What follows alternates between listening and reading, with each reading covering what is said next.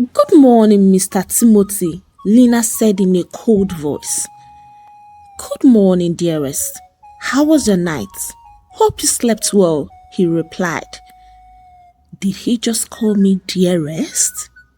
Now I understand what Mary was saying. So Timothy has feelings for me, but yet he wouldn't admit, Lena thought within herself. You look so good this morning, he complimented. Oh, thank you, Lena answered shyly and then took a plastic bucket to go fetch water because the chairs looked dusty. But then he stopped her. Why can't you send me instead of stressing yourself, he asked. Lena smiled and gave him the bucket. And when he left, she took a mirror from her bag to admire herself. She took her powder foam to rearrange the powder on her face. Very soon he came back with the bucket of water and then he asked, Hope I didn't spend much of your time. No, not at all, Lena replied. After cleaning the whole place, she took her book to draft out the activities when Timothy came back again. No, beautiful. Don't stress yourself. I will do it for you, he said, and then collected the pen from her. Lena was dumbfounded because she had never imagined Timothy being so kind to her, just like that. Meanwhile, as Timothy was drafting the activities for the day, he had a thought running through his mind. Lena loves me, but she wouldn't admit. I am beginning to be convinced about what Mary said. She had been behaving like cold water and smiling at me ever since she came. Since she loves me, then I must reciprocate. Besides, she is a cute, hard-working lady. My mom will love her. A friend of mine invited me for dinner party. I will invite her too. He went to his office and searched for the invitation card and then came back to Lena. Please, don't say no to me. Immediately he pleaded that she shouldn't say no to him. Lena thought he wanted to propose. She almost lost her confidence because she had never thought of a guy proposing to her again. Sadly, he brought out a card. I will personally come to your house to take you there, he said. Okay then. There is no problem about that, Lena said, partially disappointed. But then she faked a smile. Bella called Mary to come over to her house. And when she arrived, Bella began her complaint. That guy is very mad. You needed to have seen how he slapped me yesterday. He came back home drunk. And this morning, he said he's going to court because of me. Come on, Bella, keep quiet. Don't you know you have messed up? Even if David will forgive you, he will never swear on your behalf, Mary said. Mary, did you just say all that to me? Aren't you guilty as well? Bella asked. Me guilty? If I may ask, guilty of what exactly? That you are not a virgin too, Bella said. Well, mine is not like yours. I only need God's help, Mary said. Bella laughed and clapped her hands. God's help, you said? My friend, who needs the devil's help? She questioned. Come on, Bella. I am even suspecting you, especially with the way you behaved that night, Mary said. Abby, I'll not blame you. I blamed myself for calling you. Now you are here trying to plot evil against me, stupid friend. I have always seen you as evil, Bella said to her. Mary felt so bad inside of her. She never intended to say that to her friend, although she had been suspecting her. Enough of the insults, Mary shouted at Bella. You know what? You are welcome but not welcome. I just hope you know the way you followed in. Kindly find your way out, Bella said, closing her eyes. Like seriously?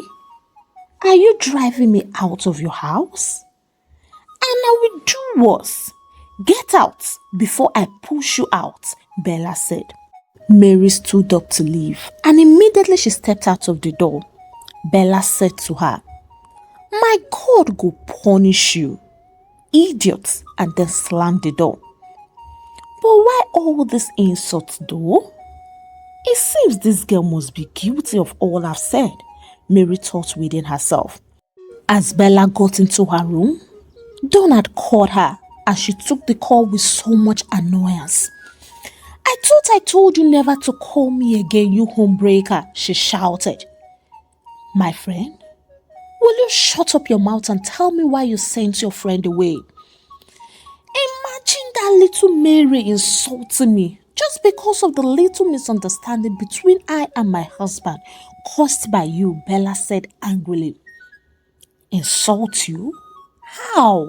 Donad questioned. "That I sent guys to assault her," Bella replied. Well, I know you were capable of doing that because..." "Stop there. Stop it right there," Bella interrupted.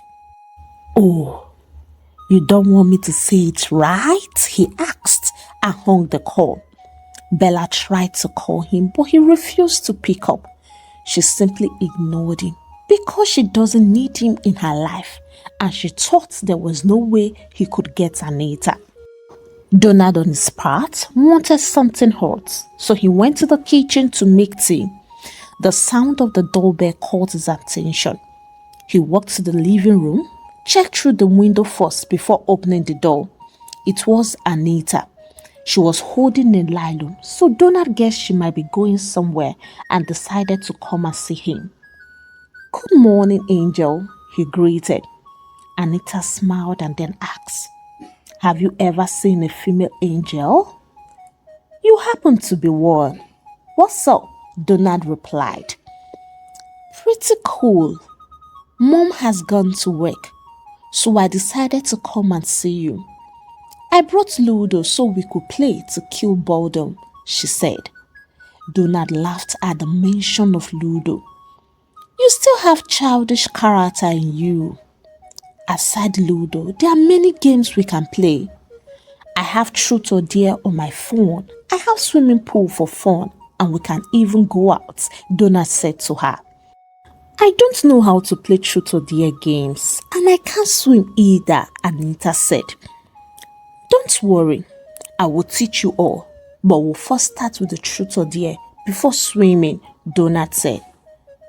"No, let's start with the swimming because I really want to know how to swim," Anita said.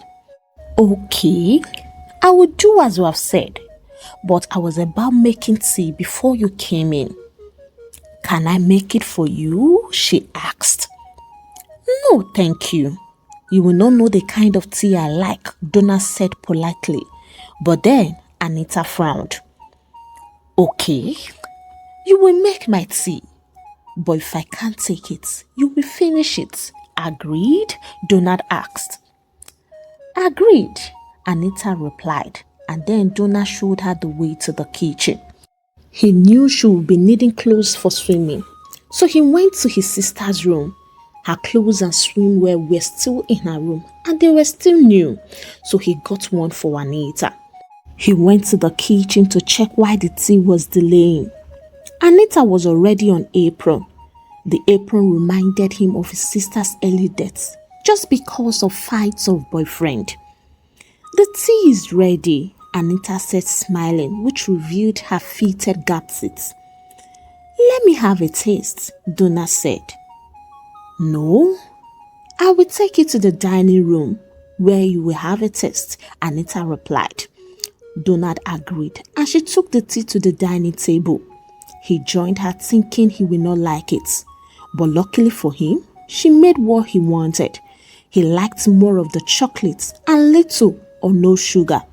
That was exactly what she made, so he cleared everything as she watched, laughing at him. She changed to the swimwear and it looked perfect on her. It reminded Donad so much of his sister and he felt cool with her to the extent that he forgot his intention. Anita acted like a fish as Donad taught her how to swim. If he wanted to hold her waist, she would push his hands away. Their faces met several times for kisses, but she would push his face and laugh. Those cute smiles of hers gave Donad unusual excitement. He quickly picked his phone and saved her contact as my pearl. She was just too nice to be hot. Donad doubted if Bella was her biological sister. After swimming, they had their baths in separate rooms, and Donad announced it was time for game. That should be after lunch. Or aren't you hungry? She asked. He remembered how he enjoyed her tea, so he quickly agreed to take lunch before the game. Yes, I am hungry, he said, yawning. I don't think it's the hunger that is causing you to yawn. Maybe you should take a nap, she teased, and Donad laughed. Within 30 minutes, Anita was done cooking, and immediately they finished eating. Donad announced again that it was time for the game, and Anita agreed with him this time. He smiled and brought out his phone. He briefed her about the game, set the game for two and tapped the bottle, and she was to choose first. She chose truth. What attracts you most to a person of the opposite gender was the question for her. The way they speak and treat ladies, Anita replied sharply. Now, Donald's turn. He chose dear. Get under a blanket and have X for a minute was for him. Let's do it, he said to Anita. God forbid. I am not playing this game again, she said. Donald tried to convince her, but then she was firm with her decision, so he decided to let her be. The next thing she said was good night, and when he checked the wall clock, it was just 4:00 p.m. He felt bad and he asked, Did I offend you? No, not at all, she replied. Okay, Donald said, and she moved slowly towards the door, like someone contemplating whether to leave or not. Are you sure you want to go? Donald asked. Yes, I want to go, she replied immediately. Donald accompanied her until she got a taxi. He bade her farewell. He could see her eyes soaked in tears when he waved at her. After leaving Donald's house, Anita tried to avoid him, but she couldn't. 2 days later, she found her legs taking her to his house. My angel, I have missed you, he said, smiling at her. Anita couldn't resist the smile. He was just too cute to be reciprocated with a frown. I have a surprise for you. Come, let me show you, he said, pulling her hands. He took her to his room. Wow, Anita exclaimed. She touched the beautiful artwork of her. The drawing was so beautiful, and my pearl was boldly written on it. I love this, Anita said. Were you the one that drew it? She asked. Yes, I am an artist, he replied. Anita blushed, taking another look at the drawing. It was indeed a perfect one. She turned to face Donald. Her back was on the wall. He moved very close to her and placed his hand on the wall. His face was so close to hers, and their lips were touching each other when Anita got a call. Why this crucial time? This caller must be an enemy, Anita thought within herself. He left her and asked her to pick up her call. Anita checked the caller's ID, and it was Bella, her elder sister. Hello, sis, she said. Her reply was cry. Anita could hear her husband calling her prostitute from the background.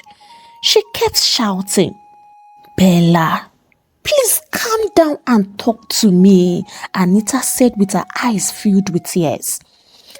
David is packing my things out of his house, Bella cried.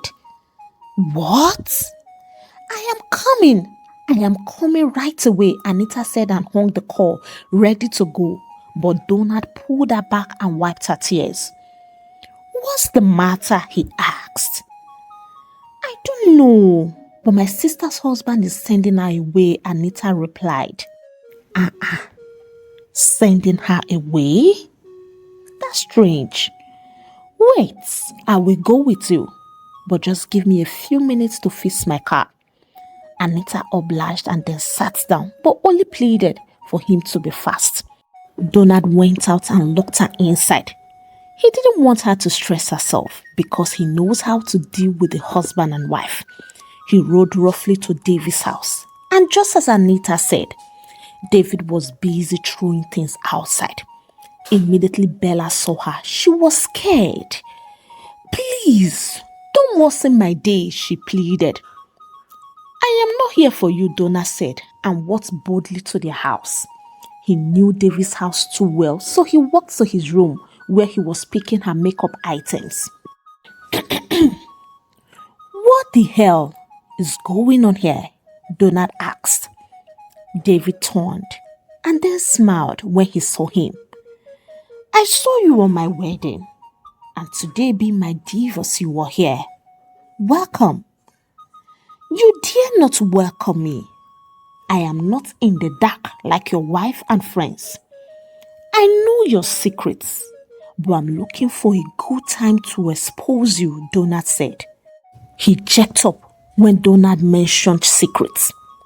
"Stay away from my family issues." Donad laughed and walked around him. "Are you sure you want a virgin as a wife?" he asked. "And what do you mean by that?" David asked back. "You dare not question the almighty Donad.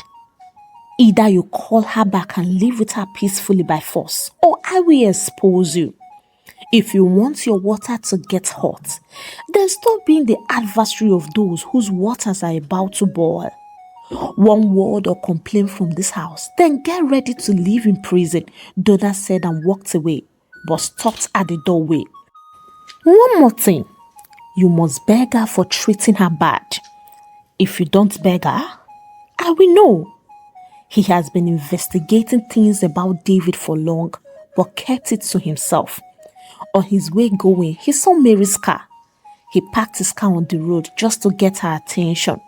Mary stepped out of her car and hit his car. Donad opened the door. "Who the hell do you think you are that you're obstructing me?" she questioned. What if I say to you that I want to be your Messiah and I describe myself as your Messiah?" Donad replied.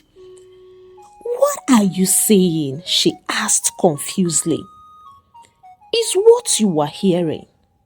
I want to go on an errand, not because you are cute or innocent, but because you lost your senses," Donad said. "Now listen, I won't have you insult me. The other day you did something hilarious at the wedding. The first day I met you at the hospital, you were having secret discussion with Bella. And now you are here for another problem, right?" she asked. "You better watch your lips, else I will expose you." "I know everything, so don't think it's a secret," Donad said. "Well, I am not surprised. I know Bella must have told you because her lips are as sharp as the edge of a word saw," Mary said. Donad laughed uncontrollably. "I know you guys know how wicked you are. I'll be back to expose you all. I am only sorry for the innocent Kelvin. You were innocent before, but now you are as filthy as..." "Hey, I won't have you insult me here," Mary interrupted.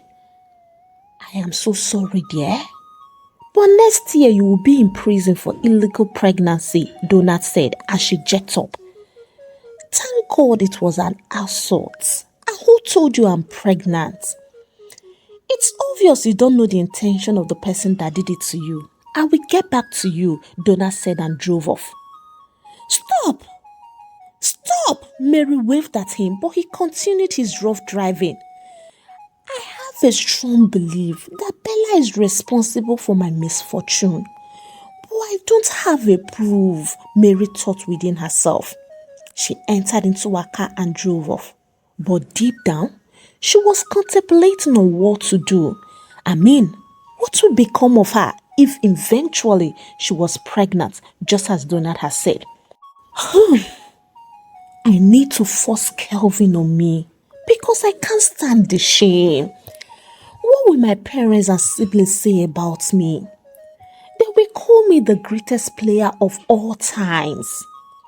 I know Kevin will never forgive me if he gets to know about this. Just then, an idea struck her. I will pay guys to help me monitor Bella's movements. They will notify me if they notice any suspicious acts. If my suspicion happens to be true, I will never ever forgive Bella in my life. I will assume she's a wolf in a sheep clothing. Donad, on his part, was never against Mary because she was treated badly. But for her to keep the secret is absolutely wrong. It means she had plans.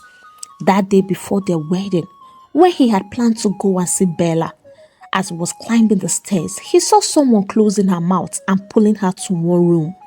He quickly ran towards the room and placed his ears close to the door to listen to everything. He felt like alerting the security agency, but an idea struck him to trace the people. After they were done with her, when they sent her away, he hid around the hotel. He was able to follow the guys but couldn't figure out who they were and who sent them because they still remained unmasked. He traced them to their house. He had been checking on the house and he got to know that they were bad guys. Of recent, he made friends with one of them who told him that they wanted to travel. Donad planned to travel with them and get to know who sent them to Mary. One of the guys told him David was their boss, so he suspected David because he somehow looked like one of the guys on Max, but he wasn't sure of it. He glanced through his wristwatch. It was getting late and Anita must be worried. Anita couldn't help but cry. Her phone was switched off, so she couldn't call her sister.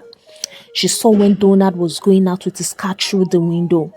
He lied to her and locked her inside alone. She cried until her eyes lacked tears. She waited restlessly. It was getting dark because of the cloud, yet he wasn't back. Anita already decided in her heart that she will never come to visit him again because she never expected such from him. It was already raining when he came back. Going home late has never been her lifestyle, so she decided that he would be the one to take her home. "Hey babe," Donad said to Anita, but she didn't move. She was sitting on the couch, so he went to her and wrapped his hands around her neck, but she pulled his hands from her neck. Obviously, she was angry with him. "I am sorry if I got you angry," Donad apologized. "You are wicked and heartless. How will you feel if it was your sister and I did what you did to me?" she asked. "I am sorry, babe. I don't want you to go there because this is husband and wife issue, which you are not supposed to interfere lest you become the third party and will be held responsible for their separation. Understand me, please," Donad said. "There is nothing to understand here. My sister will be mad at me because he has sent her away. I begged you. The husband and wife had resolved their issue. It's very common among couples," Donad said. "How do you expect me to believe you? How?" "Okay, if you don't believe me, then give your sister a call and ask her about it," Donad suggested. "My phone is dead," Anita replied. "That's not an issue. If you know the number of heart, then use my phone." Anita wanted to collect his phone, but then he remembered he had saved the number and it might bring problem between them. So he quickly deleted Bella's number before handing it over to her. After she called, she smiled and then said to Donad, "God saved you."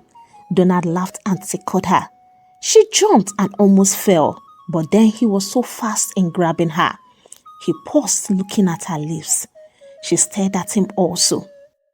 "I'm sure nothing will stop it this time," Donad said, referring to the kiss, and Anita smiled. One thing led to the other, and he took her pride away. Donad was so surprised because he never knew she was innocent. He wiped her tears because she cried. She cleaned her up and laid her on the bed.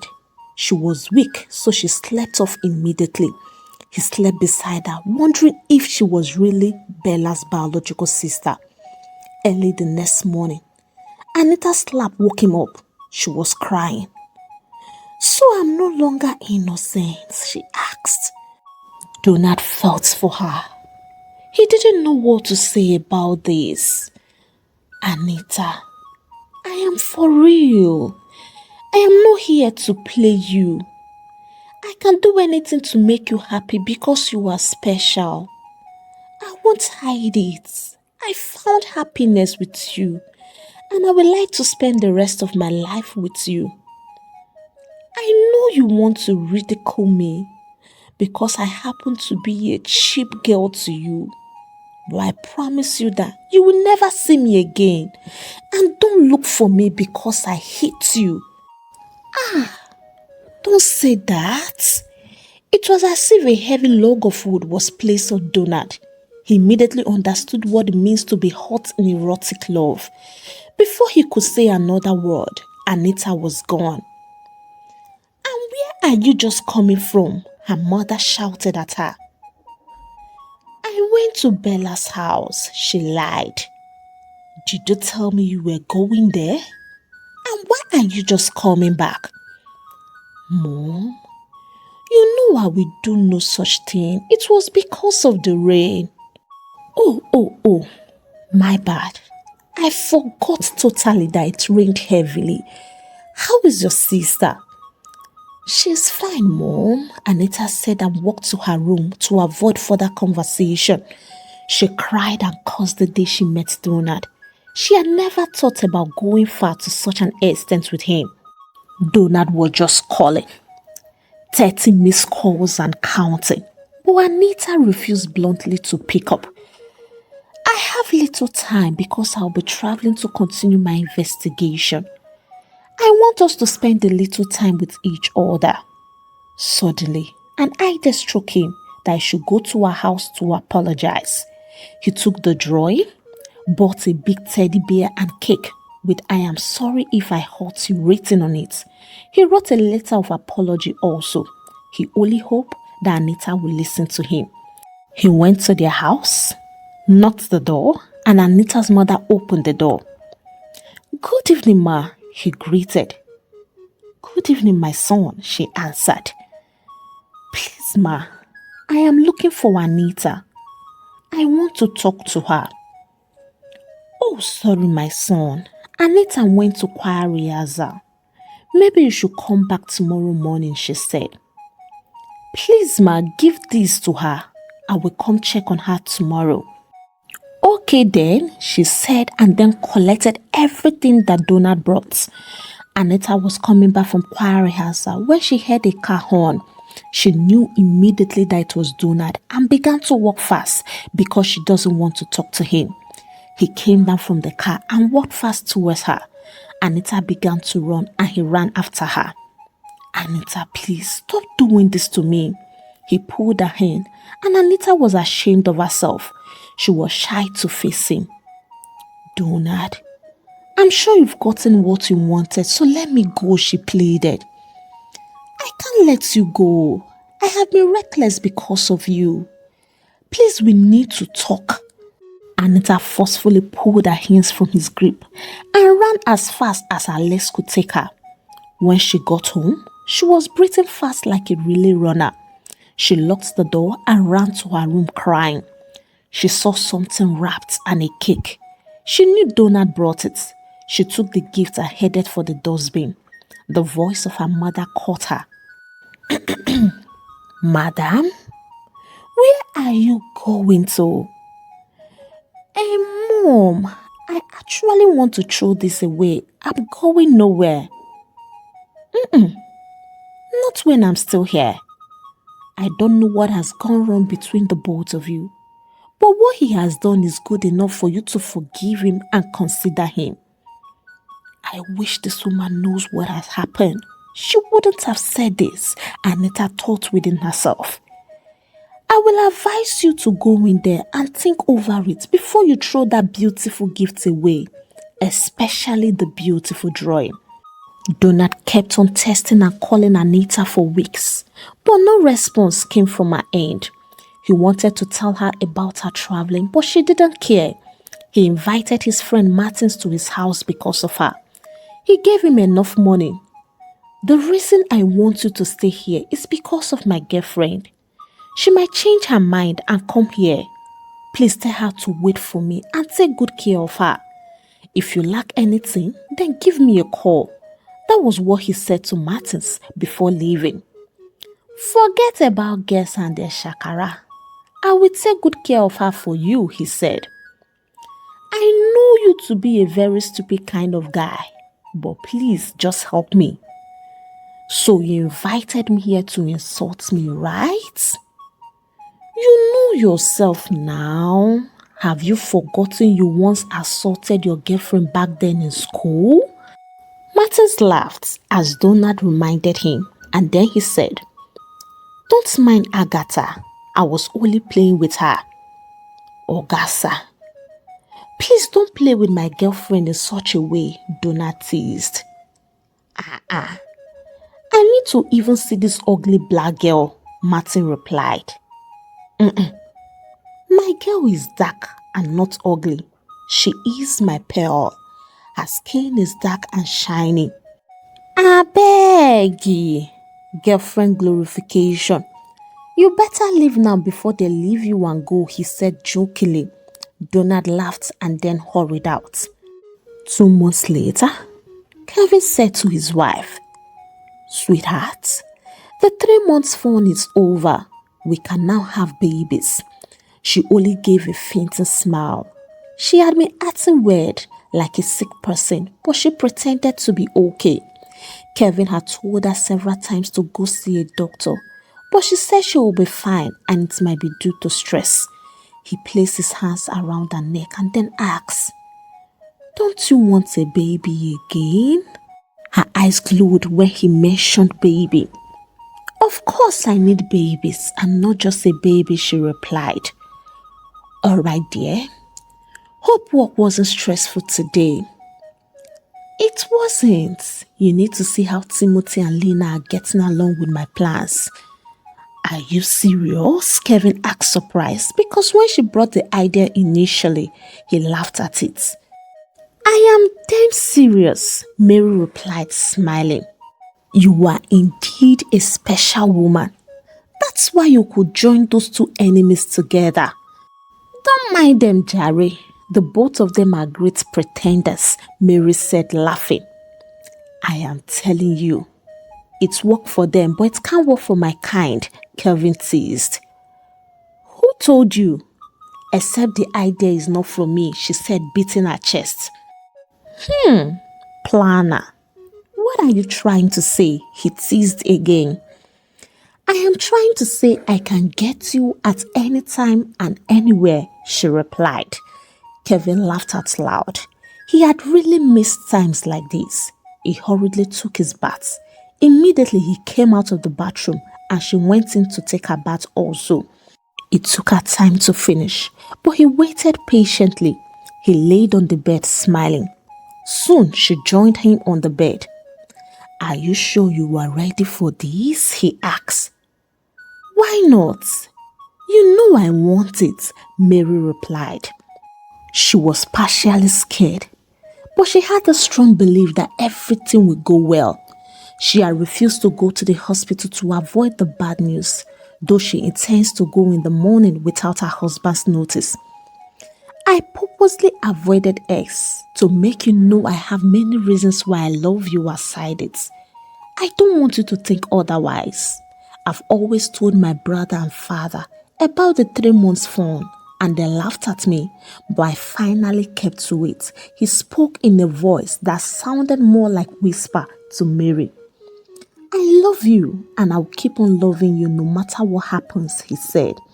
Mary wished she could open his heart and feel how serious he was, then open up to him. But the fear of losing her marriage with head and mouth as she smiled at him. I will also love and cherish you forever, she said. He placed his palm in hers and faced her. They looked at each other for long. And then, From one thing to the other, it happened. Early the next morning, he woke Mary up with a very haughty, "Sweetheart, you need this," he said. Mary smiled, wondering how he was able to wake up so early. She drank the tea and rested her head on the pillow. Her eyes were still heavy and she felt a slight headache. After 20 minutes, she got dressed for work and he waved at her as she drove out of the house. Mary drove straight to the hospital. She went to an unknown hospital instead of the family hospital. She went for tests and the doctor gave her a date to come for the results. Hey, African Tales by Kamma tribe, how are you all doing? Happy New Year and welcome once again into the year 2025. I know most of us must have forgotten part of the stories. Please, I beg you, go back to part 1 and listen over again so that you can catch up. I know you are learning a lot from this series like I promised you, and it's going to be an exciting journey. Please like if you have not and subscribe if you have not as well. And let me read in the comment section your positive comments. If you love what Kamma is doing and you will want to support me, please kindly use the link on my bio or the link on the description of this video to buy me coffee. You can as well buy me super thanks. Until I bring the next episode of this series your way, it is a goodbye from here and God bless you.